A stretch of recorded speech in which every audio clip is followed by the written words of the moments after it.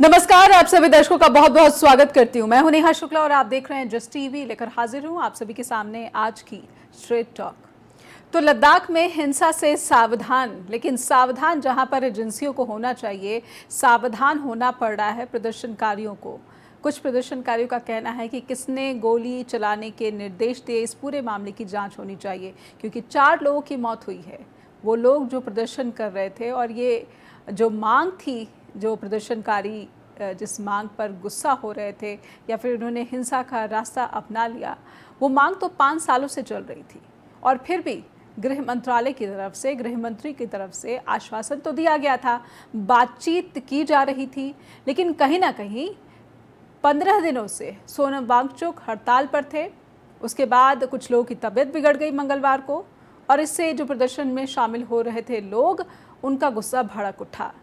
लेकिन इस गुस्से को सरकार की तरफ से जिस संवेदनशीलता से हैंडल करना चाहिए था, इससे निपटना चाहिए था, वो संवेदनशीलता नज़र नहीं आती है। नतीजा, किसने गोली चलाने के आदेश दिए, हिंसा को काबू में लाने के लिए या फिर नियंत्रण पाने के लिए क्या गोली चलाना ही रास्ता है, ये सवाल पूछे जाने चाहिए। लेकिन अफसोस है कि ये सवाल तमाम राष्ट्रीय जो मीडिया है भारत की, वो नहीं पूछ रही है।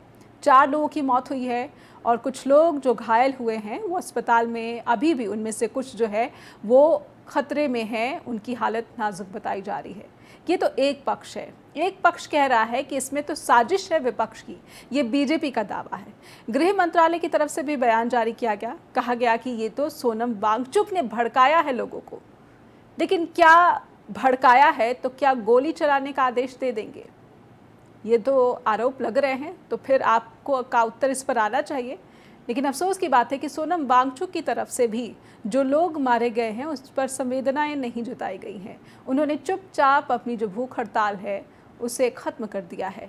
कहा है कि हम इस तरीके से शांति के रास्ते पर चलकर जो अपनी मांगे उठाते आ रहे हैं, इसको एक बड़ा नुकसान पहुंचा है। लेकिन उन युवाओं का क्या जो एक बुलावे पर सड़कों पर उतर जाते हैं, जो एक बुलावे पर अपने नेता के कहे पर आगे बढ़ जाते हैं? और ये मांग तो 5 सालों से चल रही थी। गृह मंत्रालय ने वादा किया, गृह मंत्री ने वादा किया, बीजेपी ने वादा किया कि हम आपकी जो मांगे हैं उस पर ज़रूर गौर करेंगे, विचार करेंगे और उसे पूरा किया जाएगा। कुछ सवाल और कुछ फैक्ट्स हम लेकर आए हैं अपने दर्शकों के साथ। आइए पहले हम सोचते हैं कि अपने दर्शकों के सामने हम इन सवालों को रखें कि केंद्र शासित प्रदेश लद्दाख 2019 के बाद इसे जम्मू कश्मीर प्रदेश से अलग करके एक यूटी में कन्वर्ट किया गया, बदला गया।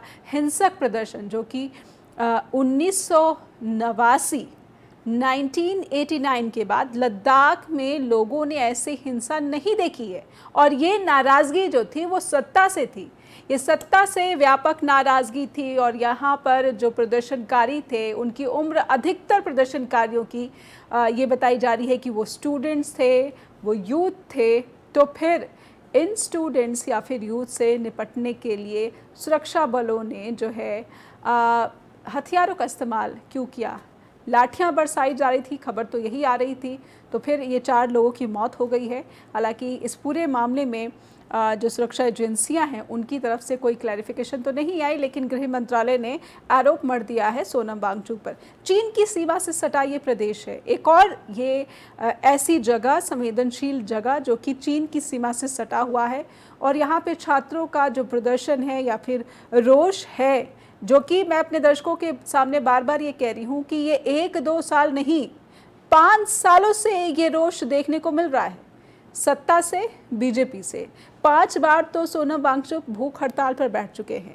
लेह से निकलकर दिल्ली तक पैदल यात्रा करते हैं, और उनके साथ हमारे दर्शकों ने वो तस्वीरें देखी होंगी कि किस तरह से सोनम वांगचुक का साथ दे रहे हैं हज़ारों की संख्या में लद्दाख के लोग, और जो कि लेह से जुड़े हुए हैं, कारगिल से जुड़े हुए हैं। और करगिल युद्ध हमारे दर्शक भूले नहीं होंगे। ये लेह और लद्दाख की जनता ही थी जिनकी राष्ट्रभक्ति ने घुसपैठियों की सूचना दी। अब वो मांग कर रहे हैं कि लद्दाख को राज्य का दर्जा दिया जाए। उनको लगता है कि केंद्र शासित प्रदेश के जरिए उनके हितों की पूर्ति नहीं हो रही है। 6ठी अनुसूचित लागू हो, लेह कारगिल के लिए अलग अलग लोकसभा सीट हो, और रोजगार में आरक्षण दिया जाए। तो क्या ये मांग जो है वो अलोकतांत्रिक मांगे हैं और 5 सालों से चल रहा शांतिपूर्ण प्रदर्शन क्यों भड़का, क्या ये सवाल नहीं पूछा जाना चाहिए? आइए स्वागत कर लेते हैं। हमारे साथ जुड़ चुके हैं स्ट्रेट टॉक के प्लेटफॉर्म पर वरिष्ठ पत्रकार बलराम सैनी चंडीगढ़ से जुड़ रहे हैं, हमारे साथ पीयूष पंत नई दिल्ली से जुड़े हैं। थोड़ी देर में कोशिश करेंगे कि सिप्ती मोहम्मद हसन भी हमें श्रीनगर से ज्वाइन करें। और शुरुआत में सबसे पहले पीयूष सर आपसे करना चाहती हूँ, लद्दाख से जब हिंसा की तस्वीरें आती हैं तो फिर चिंताएं राष्ट्रीय सुरक्षा की भी पैदा होती हैं, लेकिन पहले तो हमें आम लोगों की बात करनी चाहिए। वो आम लोग जो 5 सालों से यहाँ पर सोनम वांगचुक के नेतृत्व में प्रदर्शन कर रहे हैं, अपनी मांगों को सरकार के सामने रख रहे हैं, और कहीं ना कहीं ये वही मांगे थी जिस पर बीजेपी चुनाव में उतरी थी। पीयूष सर। देखिए नेहा जी, नहीं ये इसमें तो कोई दो राय नहीं कि एक सेंसिटिव राज्य है, इलाका है, बॉर्डर लगा हुआ है जी, पाकिस्तान से भी है और चाइना से भी है। तो इसलिए जो है कि वहाँ अतिरिक्त एक सजगता बरतने की जरूरत है केंद्र सरकार के द्वारा जी। और केंद्र सरकार बरतती भी नहीं, लेकिन केंद्र सरकार जो है कि हमने देखा पिछले कुछ सालों से केंद्र सरकार, देखिए आपको याद होगा जब शुरू में मोदी जी ने पूरा नॉर्थ ईस्ट के डेवलपमेंट का एक बीड़ा उठाया था और बड़ी बड़ी बातें करी थी जी, और बहुत कुछ वहां पे करने की कोशिश भी करी थी, और उसका परिणाम भी मिला था कि भारतीय जनता पार्टी को वहां चुनावी सफलताएं मिली थी। बिल्कुल। लेकिन वो सफलताएं इनके सर पे चढ़ गई और ये उपेक्षा के भाव से घिर गए जी भारतीय जनता पार्टी।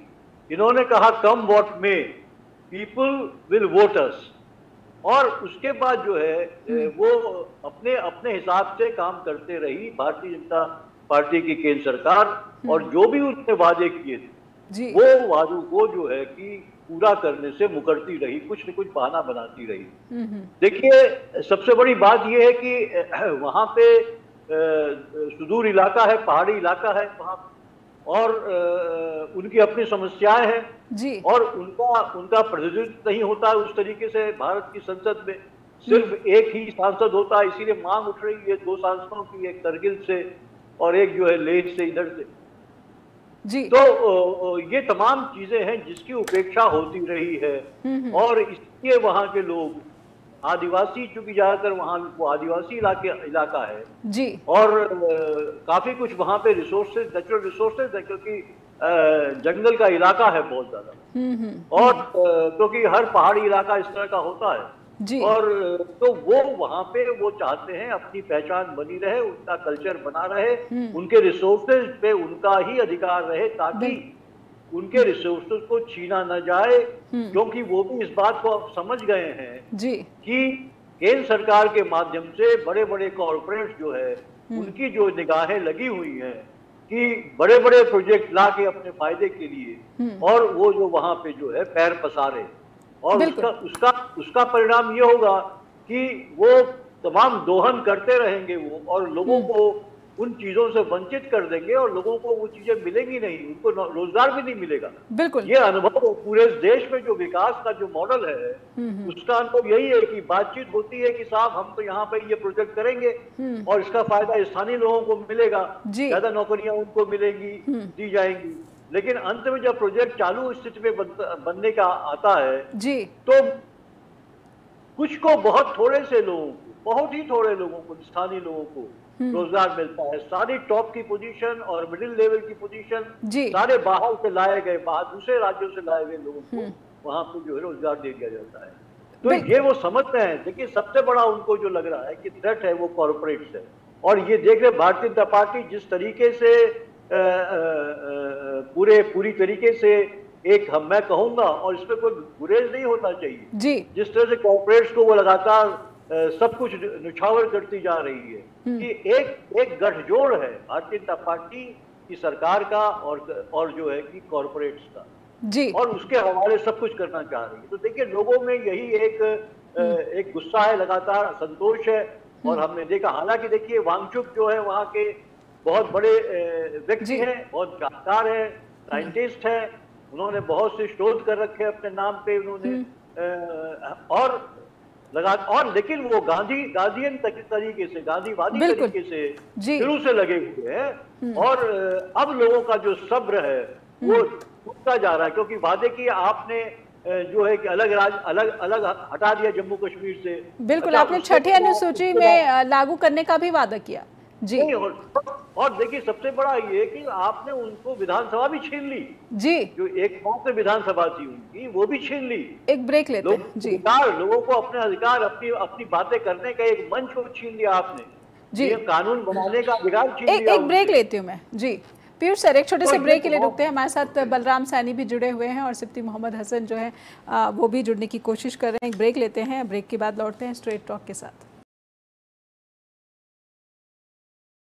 फिर से सभी दर्शकों का स्वागत करते हैं। आप देख रहे हैं स्ट्रेट टॉक। हमारे साथ बलराम सैनी लगातार जुड़े हुए हैं। बलराम सर, आपने पीयूष सर की बात सुनी। मैं समझना चाहती हूँ कि आप तो लद्दाख को, इस पूरे रीजन को बहुत अच्छी तरीके से समझते आ रहे हैं, लंबी पत्रकारिता का यहाँ पर आपका अनुभव भी है। ये जो 4 लोगों की मौत हुई, किस तरह की हिंसा यहाँ पर भड़की और ये कितनी बड़ी चिंता आप मानते हैं? देखिए नेहा जी, जो पंत साहब ने बहुत विस्तार से इस समस्या से जुड़े तमाम मुद्दों को छुआ है जी। बात ये है कि जो समस्या है उसको सबसे पहले तो समस्या मानना जरूरी है जी। बीमारी का इलाज तब तक नहीं हो सकता जब तक हम उसको बीमारी ना माने। अगर हम डायग्नोज ही नहीं करेंगे तो इलाज कहाँ से शुरू होगा।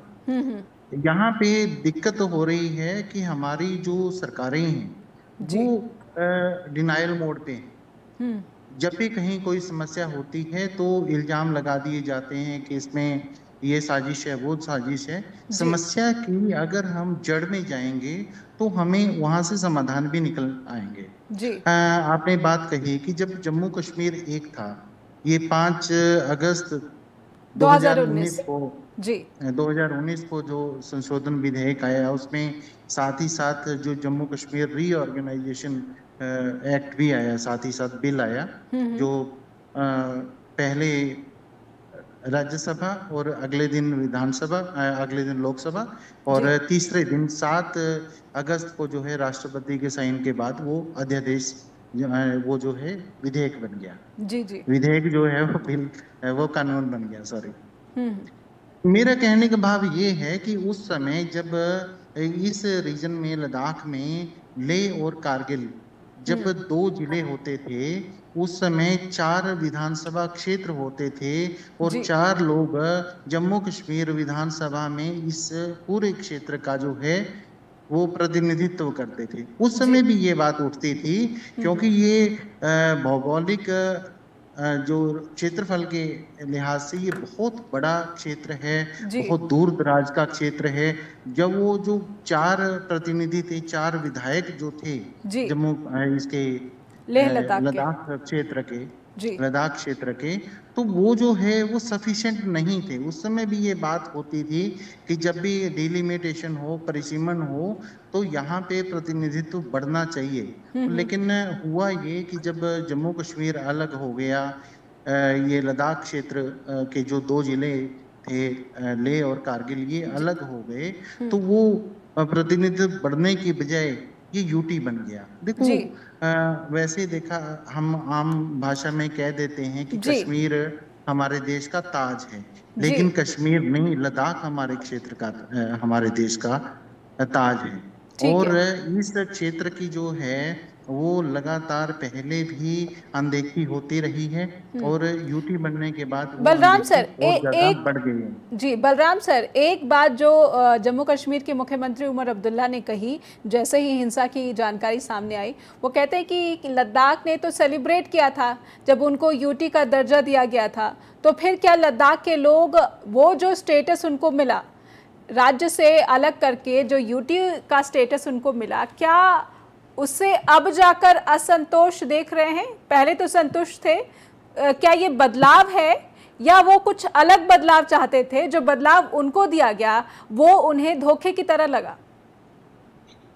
उस समय भी जो जैसा पंत साहब ने कहा कि लोकसभा में सिर्फ 1 सीट थी जी लद्दाख क्षेत्र की, जिसमें दोनों जिले उसमें शामिल थे। ठीक है, आज भी एक ही उनका सांसद है। जी जी। जब 2019 में ये बात हुई कि बाइफर्केशन होगा स्टेट का और दोनों यूटी बने, उस समय जो लोग इसका स्वागत करने वाले लोग थे, वो एक आइडियोलॉजी के लोग ज्यादा थे उसमें।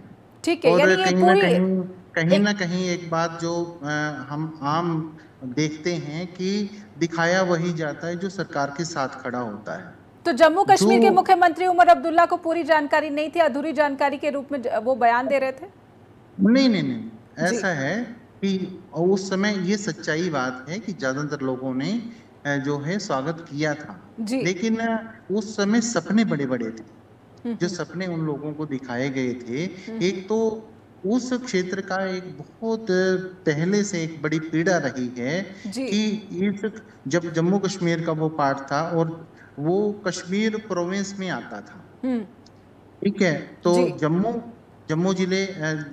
प्रोविंस के 10 जिले और कश्मीर प्रोविंस के उस समय 12 जिले, तो वो अलग से जो है वो कहीं ना कहीं उनको ये लगता था कि जो प्रोविंस है कश्मीर जी, वो जो है बड़ा हिस्सा ले जाता है, जो चाहे नौकरियों का मामला हो, चाहे विकास परियोजनाओं का मामला हो, या केंद्र से जो पैसा आता है उसका बड़ा हिस्सा कश्मीर में चला जाता है। तो जब वो अलग हुए ना, उन्होंने एक किस्म से उसको आजादी के तौर पर देखा, उन्होंने एक किस्म से छुटकारे के तौर पर देखा कि हमें छुटकारा मिल गया है और अब हम इंडिपेंडेंटली जो है वो ज्यादा तेजी से विकास कर पाएंगे। लेकिन पिछले 5-6 सालों में जो हुआ, तो वो जो चीजें थी उनकी एक्सपेक्टेशंस के अनुसार नहीं हुई और अल्टीमेटली ये लोग जो है वो सड़कों पर उतरे। Balram sir, public service commission की जो मांग है इस पर आपकी टिप्पणी लेना चाहूंगी। देखिए, पब्लिक सर्विस कमीशन पहले ये जो है पहले जैसे मैंने बताया कि जम्मू कश्मीर पूरे स्टेट का था, उसमें जब दोनों प्रोविंस की बात होती थी, जम्मू वाले कहते थे कि हमारे साथ हमारी अनदेखी हो रही है, कश्मीर को ज्यादा मिलता है, और कश्मीर के पार्ट पे भी जो मिलता था वो भी जो है उसमें भी लद्दाख की अनदेखी होती थी। कहीं ना कहीं जम्मू और लद्दाख प्रोविंस क्षेत्र के लोग जो हैं वो एक सेम पेज पे थे, और जब ये अलग हुआ तो इनको ये लगा कि हमारा अलग से जो है ये सर्विस कमीशन आएगा और उसमें हमारे लोगों को ज्यादा नौकरियां मिलेंगी। यानी ये भावना बाइफरकेशन के साथ ही ये भावना वहां के लोगों में थी, और अब वहां के जो लोग हैं वो खुद को छला हुआ महसूस कर रहे हैं, क्योंकि डेफिनेटली क्योंकि उनको सपने जो दिखाए गए थे वो बहुत बड़े बड़े सपने दिखाए गए थे। और ये जो 6th शेड्यूल की जो बात हो रही है, ये हमारे नॉर्थ ईस्टर्न स्टेट्स जो हैं, जो जिनको हम 7 सिस्टर्स भी बोलते हैं, उनमें ये 6th शेड्यूल जो है जो उनमें लागू है। इसके तहत जो ऑटोनोमस डिस्ट्रिक्ट काउंसिल का प्रावधान है, तो वो जो है अच्छा, पहले लद्दाख में भी मतलब एक ऑटोनोमस बॉडी रही है, उसके तहत भी बहुत सारा काम होता रहा है, लेकिन उनकी जो मांग थी ना उससे कहीं बढ़ के थी। एक तो जो क्लियर कट जो मांग है उनकी कि 2 लोकसभा होनी चाहिए, एक जिसके ऊपर बात नहीं हो रही, वो पहले वहां पे मांग उठती रही है कि राज्यसभा की कोई सीट वहां पे नहीं है, तो वो जो है जो पार्लियामेंट के अंदर उनको ज्यादा रिप्रेजेंटेशन मिले, वो एक बहुत बड़ी मांग है। फिर 6th शेड्यूल की मांग है, नौकरियों की मांग है, ये सारी चीजें हैं। एक ब्रेक के लिए रुकूंगी मैं, इससे पहले कि मैं सिप्ती जी के पास जाऊं। ये जो हिंसा की स्थिति है और इससे कहा जा रहा है कि सुरक्षा एजेंसियां जो है सावधान हो गई हैं, क्योंकि ये तो देश विरोधी साजिश की तरह है, क्योंकि यहाँ पर चीन जो है सटा हुआ है, यहाँ पर पाकिस्तान भी सटा हुआ है, तो ये काफ़ी संवेदनशील जो इसकी जो भौगोलिक परिस्थितियाँ हैं लद्दाख की, ऐसे में गृह मंत्रालय ने जो चिंता जताई है और जिस साजिश की बात कही है, तो फिर सवाल तो गृह मंत्रालय के अधीन काम कर रही एजेंसियों पर भी उठता है। हालांकि सवाल पूछा जा रहा है कि गोली चलाने का आदेश किसने दिया, जिसकी वजह से 59 लोग घायल हुए हैं, 4 की मौत हुई है और 6 जो है गंभीर रूप से घायल हैं, उनका अस्पताल में इलाज चल रहा है। एक ब्रेक लेते हैं, ब्रेक के बाद लौटते हैं। फिर से सभी दर्शकों का स्वागत है। सीधे चलते हैं सिप्ती जी के पास। सिप्ती जी, सबसे पहले लद्दाख की ये जो हिंसा है, लद्दाख का जो टेंशन है, इसे आप कैसे देख रहे हैं? जो लोग मांग कर रहे थे अलग दर्जे का, अलग राज्य का दर्जा मिले, नौकरियों की मांग कर रहे थे, 6th शेड्यूल की मांग कर रहे थे। सिप्ती जी, जो घटना बुधवार को सामने हुई, जो हिंसा सामने आई है, थोड़ा सा क्योंकि सिलसिलेवार वहाँ पर क्या हुआ, अगर आपके पास कोई जानकारी है, क्योंकि तमाम जो कवरेज, मीडिया कवरेज हुई है, मैं कहती हूँ कि वो ज़्यादातर पक्षपाती दिखती है। मैं चाहती हूँ कि हमारे दर्शकों के लिए वो थोड़ा सिलसिलेवार घटनाक्रम मैं अपने दर्शकों तक ज़रूर पहुँचाना चाहूँगी, जिसमें ये कहा जा रहा है कि CISF की गोलियों से लोगों की मौत हुई है और आरोप लगाया जा रहा है कि प्रदर्शनकारी हिंसा पर उतर आए, उन्होंने जो है CISF की कार फूंक दी, उन्होंने BJP का कार्यालय जो है उसको आग के हवाले कर दिया, सरकारी संपत्तियों को नुकसान पहुंचाया गया। लेकिन जो पीड़ित है, जिस पक्ष में लोगों की मौत हुई है, जिस पक्ष में लोग गंभीर रूप से घायल हैं, वो कह रहे हैं कि गोली किसने चलाने का ऑर्डर दिया, इसकी इन्वेस्टिगेशन होनी चाहिए। सिप्ती जी, देखिए, पहले आपको ये पूरा जो समीकरण है ये देखना होगा जी। पिछले 5.25 वर्ष से इस क्षेत्र के लोग कई मांगे लेके नई दिल्ली के पास भी गए, एक बार नहीं, कई बार। इस जो अगला महीना आने वाला है उसमें एक शेड्यूल मीटिंग भी है अक्टूबर, लेकिन कोई भी मीटिंग यानी उसमें कोई लक्ष्य तक ये मीटिंग नहीं पहुंची है। इनसे वादे तो बहुत किए गए। जब इस जम्मू कश्मीर को 2 यूनियन टेरिटरीज में तब्दील किया गया तो लद्दाख वासियों से ये कहा गया कि अब आपके बड़ी इकोनॉमिकल ये आज़ादी मिलेगी आप लोगों को, क्योंकि एक टूरिस्ट हब है। आपको पूरा ये कश्मीर के लोग भागीदार थे उससे ज्यादा, तो उनसे बहुत सारे वादे किए गए थे। लेकिन 5.25 वर्ष का एक समय काल बहुत बड़ा समय काल होता है, लेकिन जितने भी वादे किए गए थे वो पूरे नहीं हुए जी। आप ये जो वहाँ के सोनम वांगचुक जी है, उन्होंने शांतिपूर्वक ढंग से भूख हड़ताल भी की, नई दिल्ली जंतर मंतर पर भी गए। अब वो अकेले नहीं गए, उसके साथ जितने भी राजनीतिक दल हैं, चाहे वो लद्दाख क्षेत्र के हैं या वो करगिल क्षेत्र के हैं जी, वो तमाम दल नई दिल्ली में, उन्होंने गृह मंत्री के ऑफिस से भी उनकी कई मुलाकातें हुई है, जो सूचना हमारे पास है, लेकिन कोई भी लाभपूरक साबित नहीं हुई, यानी कोई नतीजा खेज, यानी जिससे कुछ बाहर नहीं आया, फ्रूटफुल नहीं हुआ जी, कोई फ्रूटफुल नहीं हुआ जी। तो ये जो एक मोमेंट है, देखिए वहाँ के जो युवा है जी, उनको ये पता था कि अब नौकरियां भी उनके हिस्से में आ जाएंगी, यहाँ पे जो टूरिज्म है वो बहुत ज्यादा ग्रूम करेगा, लेकिन ऐसा हुआ नहीं जी। उनसे ये भी कहा गया था कि अब आपको नई दिल्ली के यानी जेर कंट्रोल यानी एडमिनिस्ट्रेटिव सिस्टम में लाया गया है, तो आपकी जितने भी मुतालबे हैं, जितने भी आपकी मांगे हैं, उनको पूरा किया जाएगा। यानी आप ये भी कह सकते थे कि ख्वाब उनको बहुत बड़े दिखाए गए, क्योंकि हमारे एक वरिष्ठ पत्रकार सर भी यही कह रहे थे जी, उससे सहमत हूँ कि उन्हें ख्वाब बड़े दिखाए गए, लेकिन एक भी ख्वाब उनका पूरा नहीं हुआ। कल ये जो प्रदर्शनकारी है, जो सूचना है कथित रूप से, मैं क्योंकि मैं उस क्षेत्र में वहां पर उपस्थित नहीं था, लेकिन जो सूचनाएं आई हैं, उन्होंने जो प्रदर्शन शुरू किए हैं तो प्रदर्शनकारियों पर पहले लाठीचार्ज किया गया। यानी प्रदर्शनकारियों का ये कहना है कि उनका वक्तव्य ये है कि वो शांतिपूर्वक ढंग से अपनी बात कहना चाहते थे, लेकिन उन्हें ताकत के बल पर रोकने का प्रयास किया गया, और ताकत के बल पर जब उन्हें प्रयास किया गया तो उसका जो परिणाम है वो हमारे सामने है कि 4 लोगों की हत्या हो गई, तकरीबन 70 के निकट लोग घायल हैं, जिनमें से कई गंभीर रूप से घायल हैं, और गोलियां चली हैं, सुरक्षा बलों ने कथित रूप से चलाई है, क्योंकि अभी तक जो सूचनाएं आई हैं, यानी अभी सिक्योरिटी जरा क्या कहते हैं, अब वो कहते हैं कि इसमें राजनीतिक लाभ उठाने का प्रयास हो रहा है। अगर सोनम वांगचुक जी को देखा जाए तो वो हमेशा जो भी उन्होंने अभियान चलाए हैं वो शांतिपूर्वक ढंग से उन्होंने अभियान चलाए हैं आज तक। लेकिन आज गृह मंत्री की ओर से जो वक्तव्य आया है उसमें ये बाज़ाब्ता तौर पर कहा गया है कि सोनम वांगचुक ने लोगों को उकसाया और वो हिंसक हुए हैं। जी। और बात आज आई है कि उनकी गिरफ्तारी भी हो सकती है। उनका एक वक्तव्य आया है कि अगर उन्हें गिरफ्तार किया गया उसके भी परिणाम क्या निकलेंगे, उन्होंने उसके लिए भी सावधान किया है। आज कश्मीर में दो बड़ी संवाददाता सम्मेलन हुई हैं, एक डॉक्टर फारूक अब्दुल्ला साहब का और महबूबा जी का।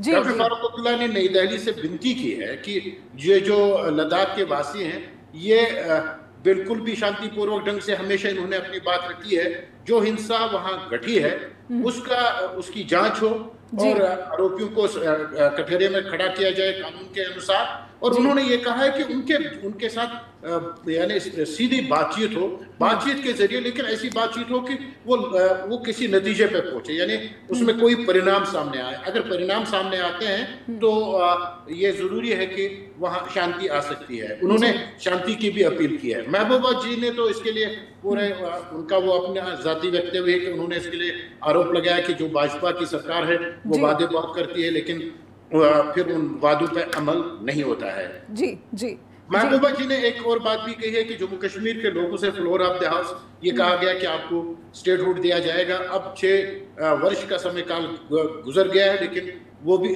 क्या ये जम्मू कश्मीर में भी क्या ऐसी घटनाएं घट सकती हैं, उन्होंने उसके लिए भी सावधान किया है। अब इसके कई डायमेंशंस हैं, लोग तरह तरह की बातें कर रहे हैं, लेकिन जो इस समय लद्दाख की ये सूरत हाल है वो इंतहाई गंभीर है। सिप्ती जी, लद्दाख की टेंशन लद्दाख की टेंशन कश्मीर एक पक्ष के साथ है, अब ऐसा दिख नहीं रहा।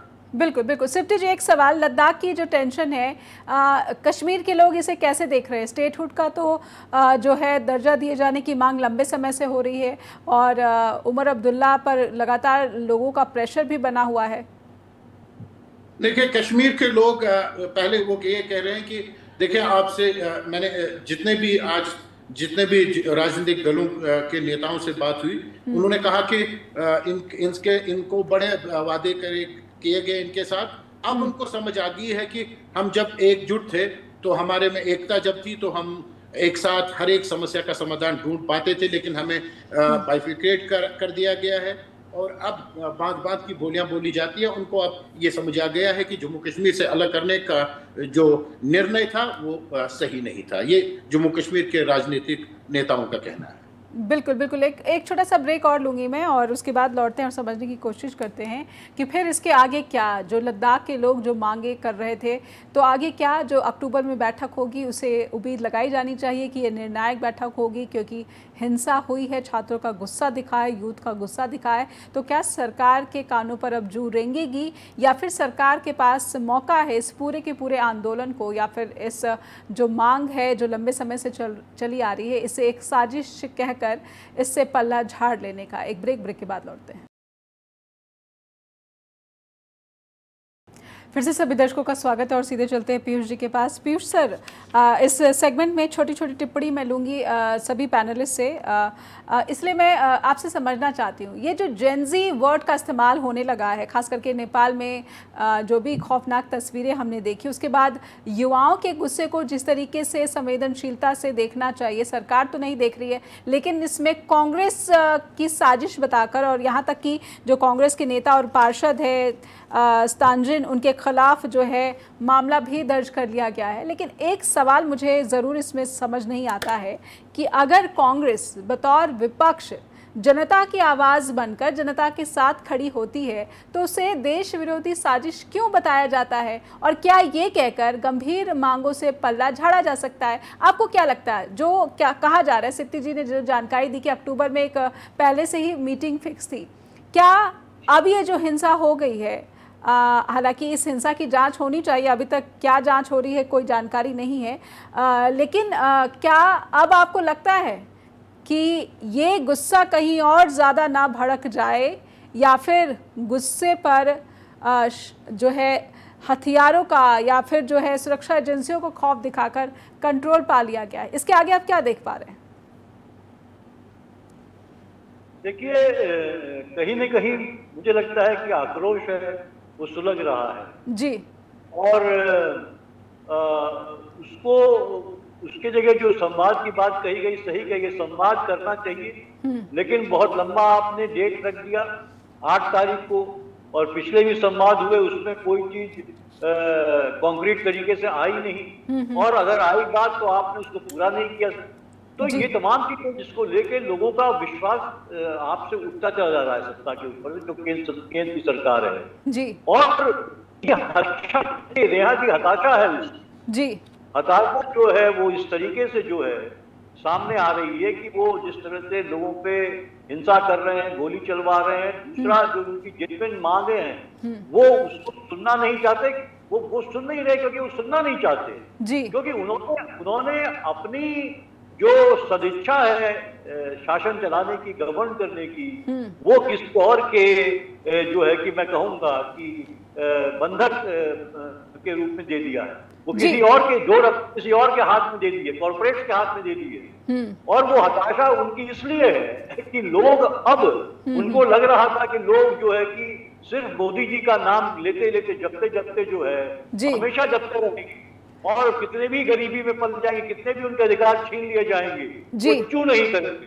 और वो कभी मंदिर, कभी मुसलमान के खिलाफ, और यही सब करते रहेंगे, क्योंकि लेकिन लद्दाख के लोग जी, लद्दाख के लोग जी पीयूष सर लगातार इससे उनको वोट मिल रहे थे। देखिए विकास, हर जगह विकास की बात तो की जाती थी, लेकिन विकास के नाम पे पूंजीपतियों के जो है तमाम बड़े बड़े प्रोजेक्ट दे दिए जाते थे, उसमें लोगों के जो जल जंगल जमीन उनके हाथ से छीनते चले जा रहे थे। ठीक है पीयूष सर जी, संतुष्ट लग रहा था जी जी।